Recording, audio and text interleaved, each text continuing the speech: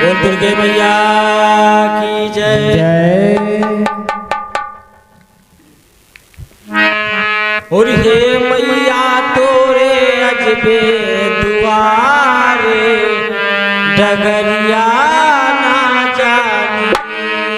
हे मैया तोरे अजबे दुआरे डगरिया ना जानी।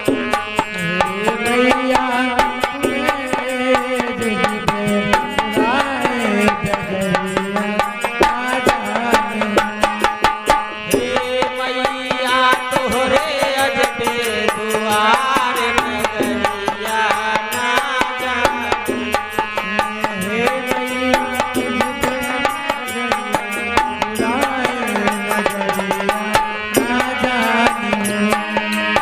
भक्त कहने लगा कि हे माँ, आपका तो रास्ता इतना अजब है, कहीं ऊंचा कहीं नीचा, कहीं टेढ़ा कहीं बेढ़ा।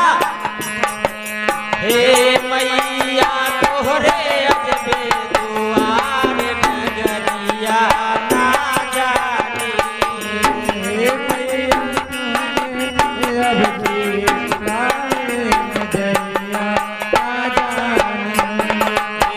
जाके पूछी हम प्रभु राम से, जाके पूछी हम,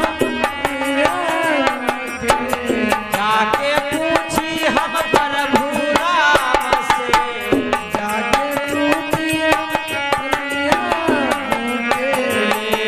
प्रभु राम से, प्रभु राम से।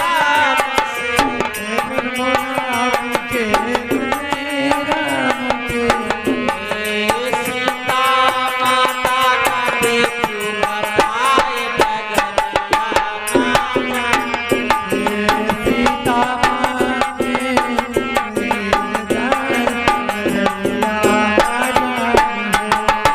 हे मैया तोहरे अजबे दुआरे डगरिया ना जानी।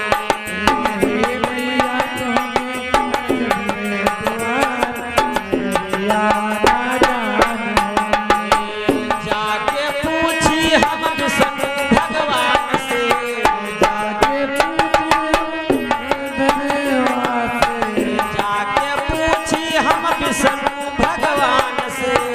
जाके पूछी हम विष्णु भगवान से। विष्णु भगवान से, विष्णु भगवान से। विष्णु भगवान से लक्ष्मी मैया का दे तू दर्शन कराए डगरिया ना जानी। लक्ष्मी मैया का दे तू दर्शन कराए नगरिया ना जानी। हे मैया तोरे अजबे दुआरे डगरिया ना जानी। लक्ष्मी मैया के अद्भुत द्वारे नगरिया ना जानी।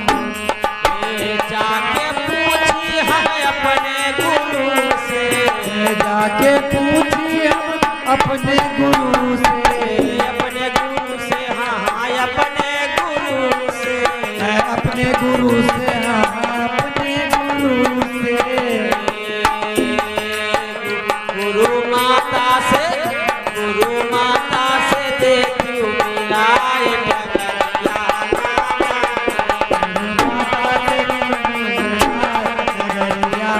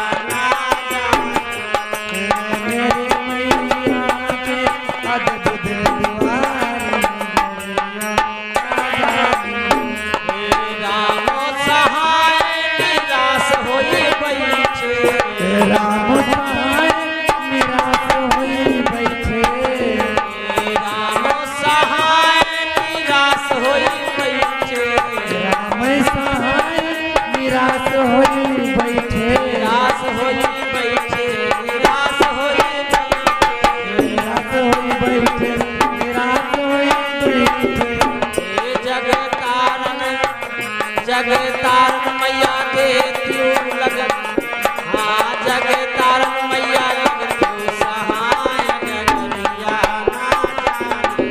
जग कारण मैया से तू सहाय नगरिया ना जानी। हे मैया तोरे अजबे द्वार डगरिया ना जानी।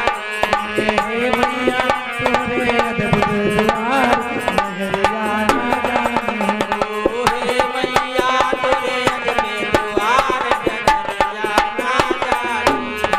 हे मैया तोरे अद्भुत द्वार नगरिया ना जानी। हे मैया तोरे अजबे द्वार डगरिया ना जानी। बोल के मैया जय हो।